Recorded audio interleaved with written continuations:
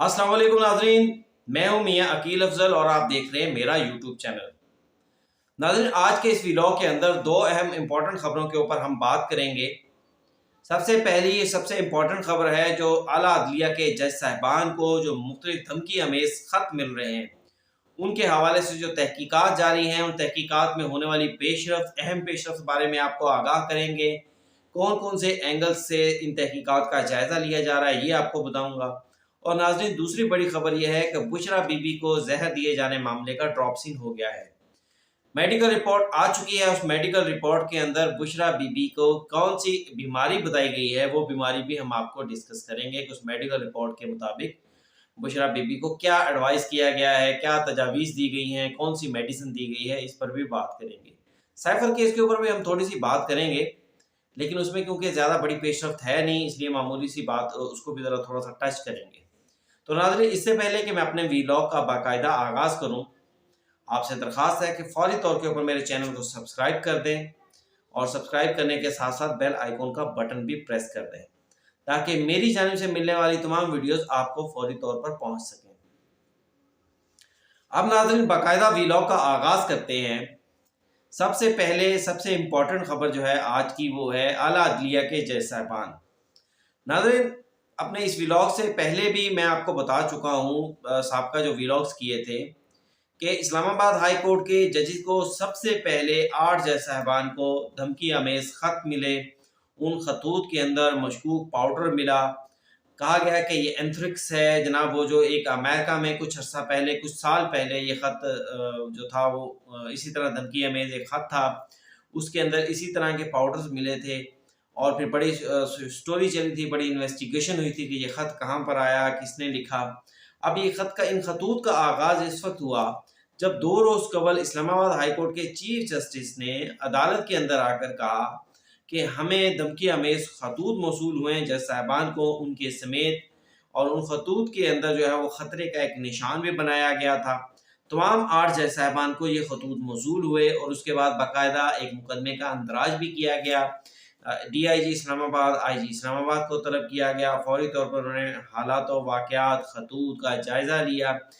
वाक़या कुछ यूँ हुआ था कि एक जज साहब के सेक्रेटरी ने उस ख़त को खोला, तो बकौल जो ख़बरें आई हैं कि उन खतूत के में उसके बाद उसको आँखों में जलन शुरू हो गई और हाथों पे कोई महसूस हुआ कि ये आम मामूली पाउडर नहीं है जो खतूत के अंदर है, बल्कि कोई ख़तरनाक किस्म की कोई चीज़ है। जिसके बाद उन्होंने फ़ौरी तौर के ऊपर अपनी आँखें, हाथ जो थे उनको धोया पानी के साथ, और कोई हल्का-फुल्का डॉक्टर को भी चेकअप करवाया, लेकिन कोई संगीन मसला नहीं बना। बहरहाल उसके ऊपर इस्लामाबाद पुलिस के अंदर एक मुकदमे का अंदराज कर लिया गया।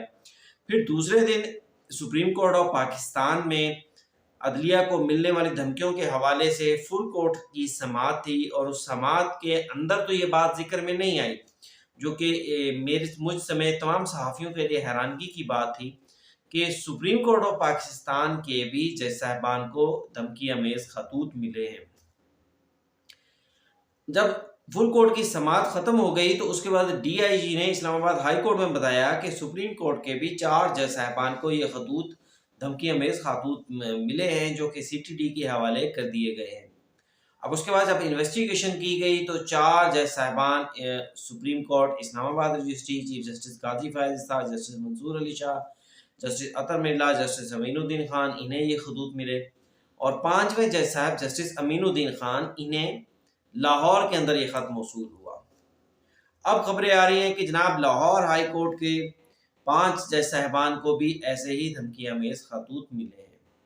अब ये धमकी अमेज खतूत जो हैं, इनके अंदर जो दिलचस्प बात है कि ये खतूत एक ही पैटर्न के ऊपर लिखे गए हैं और अदलिया को कोट कर कर लिखे गए हैं। इन खतूत के अंदर एक इल्ज़ाम भी लगाया गया है, एक तहरीर भी साथ है। उस तहरीर के अंदर कहा गया है कि मुल्क बनने से अब तक आप लोग इंसाफ फराहमी का ड्रामा रचा रहे हैं। हर साल मुल्क में गुर्बत, करप्शन बढ़ती जा रही है। सुप्रीम कोर्ट को एक चेक रखना चाहिए था इन इदारों पे, ना कि सुप्रीम कोर्ट इनका हिस्सा बन जाए। फिर उन्होंने ये भी कहा गया कि मुल्क को मजबूत करने वालों को, मुल्क को कमज़ोर करने की इजाज़त नहीं देंगे। ज़ाती मफाद को देख कर फैसले करने वाले जो जज साहिबान हैं, कुछ इस किस्म की तहरीर है। کہ جناب اس کو مزید برداشت نہیں کیا جائے گا، جو کرو گے وہ بھرو گے۔ یہ خط ہے ان لوگوں کے لیے جو یہ سب کر رہے ہیں کہ اب وہ تیار ہو جائیں۔ نیچے وہ جو خطرہ ڈینجر کا جو نشان ہوتا ہے وہ بھی ان خطوط کے اوپر بنایا گیا ہے۔ اور یہ خط جو کہ اسلام آباد ہائی کورٹ کو ملے، ان میں خاتون ریشم زوجہ وقار کا نام استعمال کیا گیا۔ جو خطوط سپریم کورٹ آف پاکستان کو ملے، ان میں گلشاد خاتون بنت بورل خان کا نام استعمال کیا گیا۔ دیکھیں نارملی تو اس قسم کے جب کاروائیاں کی جاتی ہیں تو ان خطوط کے اوپر جو ایڈریسز دیے جاتے ہیں، جو نام دیے جاتے ہیں، وہ بالکل فیک ہوتے ہیں کہ مس لیڈ کر دیا جائے انویسٹیگیشن کو اور انویسٹیگیشن اپنے نتائج کو نہ پہنچ سکے۔ لیکن کیونکہ یہ خط بذریعہ ڈاک آئے ہیں تو یقینی طور کے اوپر کہاں سے یہ خط پوسٹ کیے گئے، کہاں سے ان خطوط کو جو ہے وہ وصول کیا گیا، تو اس تمام پروسیس سے انویسٹیگیشن کا آغاز کر دیا گیا ہے۔ سی ٹی ڈی کے مطابق جو ذرائع ہیں کہ یہ تمام خطوط جو ہیں یہ سیٹلائٹ ٹاؤن راولپنڈی کے پوسٹ آفس سے، جو کہ سیٹلائٹ ٹاؤن راولپنڈی کے تھانے کے انڈر ہی آتا ہے، وہاں سے یہ خطوط لکھے گئے ہیں۔ اب وہاں سے تحقیقات کا باقاعدہ آغاز کر دیا گیا ہے۔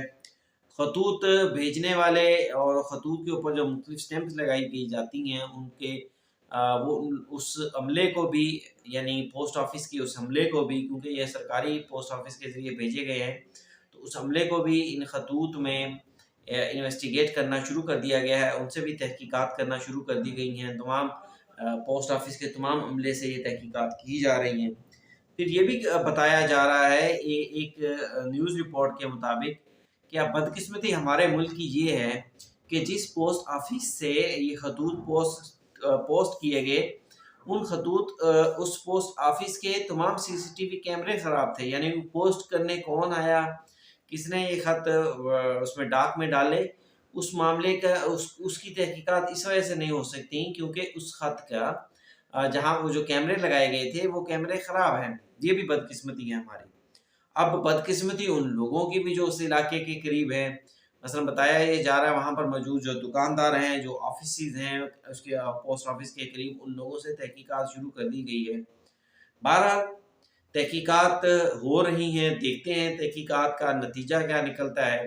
آیا یہ انویسٹیگیشن کو تحقیقات غلط راستے پر لے کے جاتی ہیں، جیسا کہ اکثر ہوتا ہے، یا ہماری پولیس اس معاملے میں باقاعدہ تحقیقات کر کے کسی نتیجے کے اوپر پہنچ کر کسی بھیجنے والے کو جو ہے وہ گرفتار بھی کرتی ہے۔ اب ان خطوط کے اندر تحریک ناموس پاکستان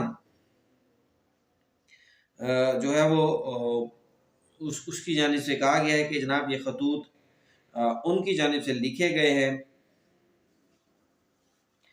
پھر اس میں اب دیکھتے ہیں کیا تحقیقات ہوتی ہیں، چند روز کے اندر چیزیں مزید کلیئر ہو جائیں گی۔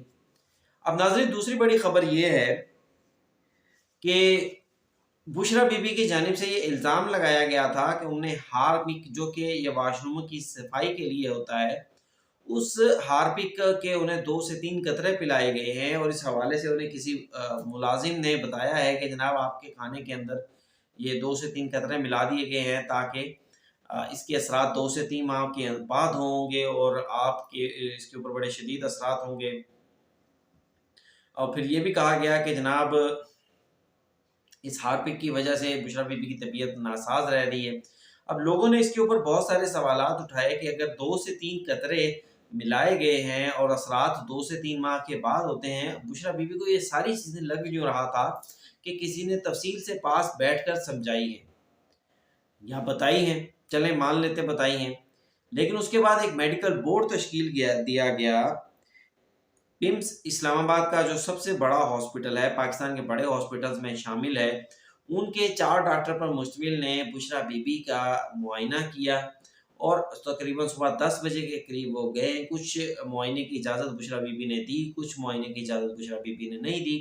بہرحال ڈاکٹرز کی رپورٹ کے مطابق یہ کہا گیا، 2 صفحات پر مشتمل یہ رپورٹ ہے، اس رپورٹ میں یہ کہا گیا ہے کہ بشرا بی بی نے ان سے 4 سے 5 شکایات کی تھی۔ ایک تو ان کے ساتھ یہ شکایت کی تھی کہ 2 سے 2.5 مہینے پہلے، 2 سے 2.5 ماہ پہلے بشرا بی بی نے جب کھانا کھایا تو اس کے بعد ان کے معدے میں تیزابیت بڑھ گئی، ہونٹوں پہ سوجن آ گئی، آنکھوں سے آنسو پانی بہنا شروع ہو گیا، جلد خشک ہو گئی، منہ کا ذائقہ خراب ہو گیا، اور لیکن اب ان کی تمام چیزیں نارمل ہیں۔ اب ڈاکٹر کا کہنا یہ ہے، اس حوالے سے انہوں نے منہ کے ذائقے کے حوالے سے، منہ کے چھالے تو کوئی نہیں بنے ہوئے، زبان کے ٹیسٹ کے حوالے سے، جلد کے خشک ہونے کے حوالے سے، اور پھر یہ بھی کمپلینٹ کی گئی کہ بشریٰ بی بی اب شروع میں جیل میں گئی تھی تو ان کا وزن کم ہو گیا تھا، پھر یہ بھی کہا گیا کہ بعد وزن اب دوبارہ بشریٰ بی بی نے ری گین کر لیا ہے۔ ان کی عمر جو ہے اس کے اندر 51 سال لکھی گئی ہے کہ 51 سالہ بشریٰ بی بی ہیں۔ ان کا مکمل معائنہ کیا گیا اور اس رپورٹ کے اندر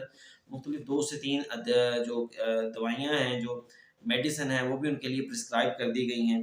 پھر اسی حوالے سے ڈاکٹر عاصم جو کہ عمران خان کے ڈاکٹر ہیں، انہوں نے بھی آج صبح بیان دیا تھا کہ بشریٰ بی بی کے حوالے سے بھی یہ کہنا قبل از وقت ہوگا کہ انہیں زہر دیا گیا یا نہیں دیا گیا، رپورٹ آنے دی جائے۔ پھر انہوں نے بھی اس معائنے کا بتایا تھا کہ ڈاکٹرز کی ٹیم نے معائنہ کیا۔